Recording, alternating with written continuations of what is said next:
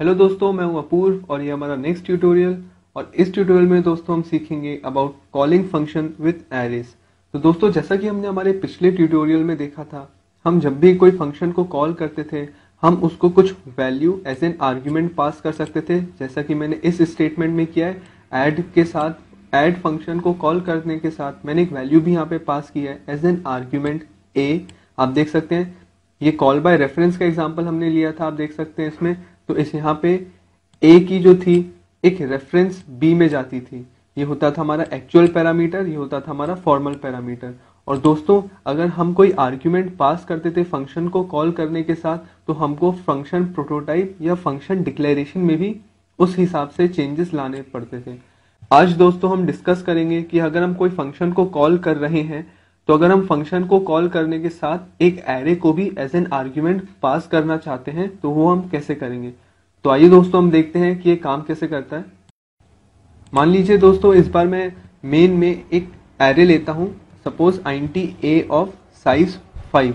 उसके बाद आपको जैसा कि पता है हम इसमें वैल्यू इनपुट करा सकते हैं। तो एक फॉर लूप लगा के मैं इसमें वैल्यूज इनपुट करवा देता हूं जल्दी से। और उसके बाद दोस्तों, मैंने जब ये वैल्यू इनपुट करा लिए तो मैं चाहता हूं कि ये जो एरे है जिसमें 5 वैल्यूज मैंने इनपुट कराई हैं, उसको मैं एक फंक्शन को एज एन आर्ग्यूमेंट पास कर सकूं। तो मान लीजिए मैं एक फंक्शन बनाता हूं डिस्प्ले नाम का। तो जैसा कि आपको पता है सबसे पहले मुझे उसका फंक्शन प्रोटोटाइप देना होगा। तो मैं लिखता हूं यहाँ पे सपोज void, क्योंकि वो मान लीजिए कुछ रिटर्न नहीं करेगा, void डिस्प्ले। और डिस्प्ले का जो पैरामीटर है वो एक एरे रहेगा। तो दोस्तों अब यहाँ आप ध्यान से देखिएगा, क्योंकि इस बार मैं आर्ग्यूमेंट में एक एरे पास करने वाला हूं, ना कि एक यूनिक वैल्यू या एक इंटीग्रल वैल्यू। एक सिंगल वैल्यू की जगह मैं एक एरे पास करने वाला हूं। तो यहाँ पे मैं पैरामीटर में int और उसके बाद open bracket and closing bracket square brackets लिखता हूं मैं यहाँ पे मैं दोस्तों साइज एक्सप्लिसिटली भी डिफाइन कर सकता हूं, जैसे कि int5। अगर मुझे पता हो कि मैं कितने लेंथ का एरे पास करने वाला हूं, अगर मुझे कंफर्म नहीं है किसी प्रोग्राम में कि मैं कितने लेंथ का एरे पास करने वाला हूं, तो मैं इसको साइज को यहाँ पे दोस्तों स्किप भी कर सकता हूं। कंपाइलर उसे डायनामिकली साइज एलोकेट कर देगा। साथ ही साथ आप देख सकते हैं कि मैं इस तरह से भी लिख सकता हूं, suppose int b of an unknown size. दोस्तों ये भी एक करेक्ट मेथड है फंक्शन प्रोटोटाइप देने का। और साथ ही साथ मैं ऐसा भी कर सकता हूं int b ऑफ साइज 5। मैं फंक्शन प्रोटोटाइप में भी एक्सप्लिसिटली जो पैरामीटर है उसको यहाँ पे b डिफाइन कर सकता हूं। तो दोस्तों ये सभी मेथड करेक्ट मेथड है एक फंक्शन प्रोटोटाइप डिफाइन करने के, जबकि हम एक एरे को एज एन आर्ग्यूमेंट पास करना चाहते हैं। तो दोस्तों फिलहाल मैं इसमें थोड़े से चेंजेस कर देता हूं। हम इसको ऐसे लिखते हैं int of unknown size array. तो मैं इसको ऐसे लिखता हूं कि एक int है ऑफ अननोन साइज, लेकिन वो एरे की तरह एज अ आर्ग्यूमेंट हम पास करने वाले हैं एक डिस्प्ले नाम के फंक्शन को। तो दोस्तों ये तो हुआ फंक्शन प्रोटोटाइप। इसके बाद हम लिखते हैं दोस्तों फंक्शन डेफिनेशन। तो दोस्तों मैं यहाँ पे फंक्शन डेफिनेशन लिखता हूँ। मैं लिखता हूँ void डिस्प्ले और उसके बाद दोस्तों मैं यहाँ पे लिखता हूँ int सपोज b ऑफ 5। और उसके बाद मैं यहाँ पे इसकी प्रोग्रामिंग करता हूँ। मैं एक और फॉर लूप लगाता हूँ। यहाँ पे जो मैंने वैल्यूज आर्ग्यूमेंट की तरह पास की हैं डिस्प्ले नाम के फंक्शन को, उसको मैं यहाँ पे एक फॉर लूप लगा के डिस्प्ले कराऊंगा। तो दोस्तों मैं जल्दी से एक फॉर लूप लगा देता हूँ। अब देख सकते हैं फिर इस तरह से मैं इसको आउटपुट करवा सकता हूं। तो दोस्तों अब मैंने फंक्शन प्रोटोटाइप भी लिख दिया है, फंक्शन डेफिनेशन भी लिख दिया है। तो अब हम इस फंक्शन को कॉल करते हैं मेन फंक्शन में। तो दोस्तों यहाँ पे मैं लिखता हूं डिस्प्ले। और इस बार क्योंकि मुझे आर्ग्यूमेंट की तरह क्योंकि एक एरे को पास करना है, तो मैं यहाँ पे लिखता हूँ जिस एरे को पास करना है उसका नाम। आप यहाँ पे ध्यान से देखिएगा, मैंने भले ही सिर्फ a लिखा है लेकिन वो पास पूरा एरे होगा। मैंने ऐसा नहीं लिखा है कि a ऑफ 5, नहीं, मैंने इस तरह से नहीं लिखा है, ना ही मैंने इस तरह से लिखा है। नहीं, हम एरे को पास बिल्कुल ही जैसे हम अपने पिछले प्रोग्राम्स में भी किया करते थे, जब हम सिर्फ एक वैल्यू को पास किया करते थे, उसी तरह से मैं सिर्फ वेरिएबल का नाम लिखूंगा। कोई भी ओपन और क्लोज स्क्वायर ब्रैकेट्स नहीं आएंगे, सिर्फ a लिखूंगा। तो इस तरह से जो वैल्यू ऑफ a है वो b में पास हो जाएंगी। दोस्तों यहाँ पे एक बहुत ही इंपॉर्टेंट चीज है जिसका आप नोट रखें कि मैं जब a को पास करता हूं एज एन आर्ग्यूमेंट किसी फंक्शन को, तो a के सारे एलिमेंट्स की कॉपी b में नहीं बनती है, क्योंकि ऐसा करने में बहुत ज्यादा मेमोरी वेस्ट होगी। सपोज मेरा एरे अभी तो फिलहाल लेंथ 5 है, क्या होता जब मेरा एरे जो a है वो 5000 लेंथ का होता। तो अगर मैं उसको एज एन आर्ग्यूमेंट पास करता और b में भी उसकी 5000 कॉपीज बनती, तो दोस्तों ऐसे में डबल मेमोरी वेस्ट होती। तो इस इस चीज से बचाने के लिए हमारा C++ का कंपाइलर ये करता है कि जो हमारा एरे ए है उसकी जो सिर्फ फर्स्ट वैल्यू है उसका पॉइंटर एड्रेस जो है वो बी को पास करता है। पॉइंटर एड्रेस क्या होता है हम अपने आने वाले ट्यूटोरियल्स में जरूर इसको समझेंगे। फिलहाल आप समझ सकते हैं कि ये एक एड्रेस लोकेशन होती है हमारी मेमोरी में। जैसा कि मैंने आपको बताया है, अगर मैं एक एरे ऑफ लेंथ 5 खोलता हूं तो मेमोरी में सिक्वेंशियली बॉक्सेस खुलते हैं।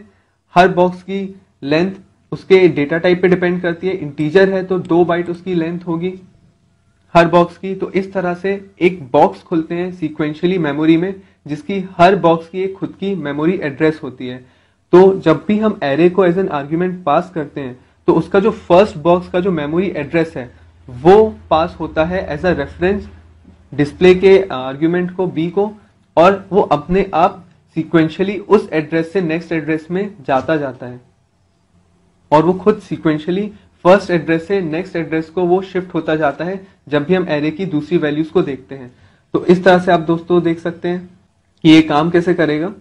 तो आइए दोस्तों हम इसको एग्जीक्यूट करके देखते हैं और आप देख सकते हैं दोस्तों हमारा प्रोग्राम रन हो गया है।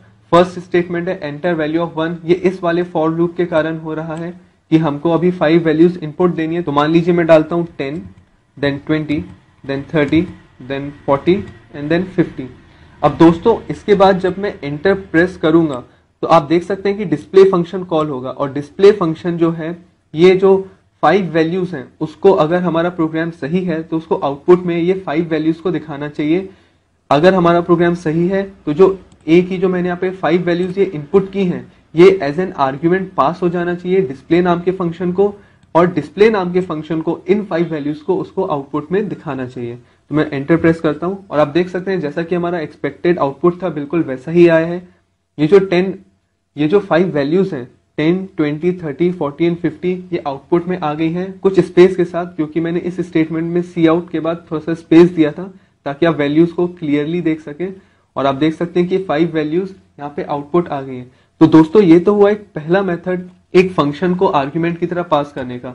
दोस्तों इसका एक और तरीका है, यहाँ पे जो पैरामीटर है डिस्प्ले फंक्शन का मैं उसको ऐसे भी कर सकता हूँ। आप देख सकते हैं दोस्तों ये भी दोस्तों एक करेक्ट मेथड है, और ये तब काम आता है दोस्तों जब हमको साइज नहीं पता होता है उस आर्ग्यूमेंट जब हमको साइज नहीं पता होता है उस एरे का जिसको हम पास कर रहे हैं, तो हम आर्ग्यूमेंट में सिर्फ उस एरे को पास करते हैं और पैरामीटर में हम उसका साइज डिफाइन नहीं करते हैं।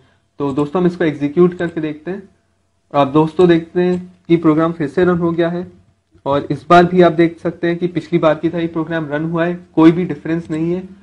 एक और दोस्तों तरीका होता है फिर से पैरामीटर को डिफाइन करने का, *b, और ये साइज का सिंबल भी नहीं लगाऊं। दोस्तों ये पॉइंटर मेथड होता है, हम इसको अपने आने वाले ट्यूटोरियल्स में जरूर डिस्कस करेंगे कि पॉइंटर्स होता क्या है। फिलहाल आप इसको देख सकते हैं कि दोस्तों ये भी एक मेथड होता है एज अ पैरामीटर लिखने का, कि डिस्प्ले फंक्शन जो है वो इस एरे को एक्सेप्ट कर सकेगा एज एन आर्ग्यूमेंट। दोस्तों हम इसको रन करके देखते हैं और आप देख सकते हैं इस बार भी प्रोग्राम हमारा रन हुआ है, कोई भी एरर नहीं आया है, और आप देख सकते हैं फिर से हमारा प्रोग्राम बिल्कुल पहले जैसा ही काम कर रहा है। इसमें एक छोटी सी बात दोस्तों मैं आपको बताऊंगा, एक प्रोग्रामिंग टेक्निक है, ये काफी काम आती है। आप देख सकते हैं कि मेरा जो मेन फंक्शन है उसमें मुझे पता है कि एरे की लेंथ 5 है, इसलिए मुझे एक लूप चलाना है, फॉर लूप 0 से 5 तक का, उसमें 5 वैल्यूज इनपुट कराने के लिए।